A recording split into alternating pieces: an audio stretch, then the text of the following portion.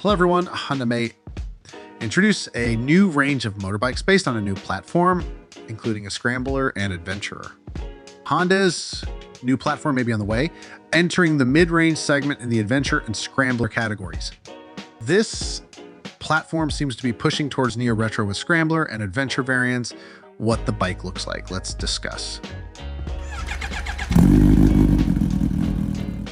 Revealed in the patent image published by Motorrad, this new platform will use a 348cc single-cylinder engine that we can find on motorbikes such as the Honda CB350LX and Honda CB350ers. There are also media who say that the motorbike is called the Honda XRS Real.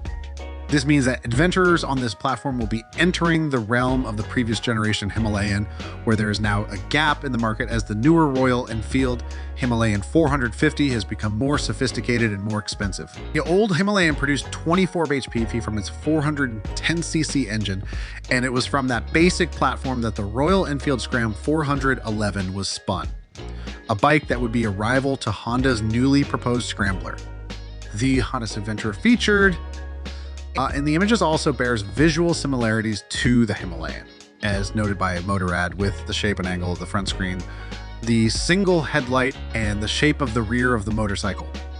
One of the main complaints about the previous generation Himalayan was the 410cc engine, because, at least in Europe, 24 bhp just wasn't enough.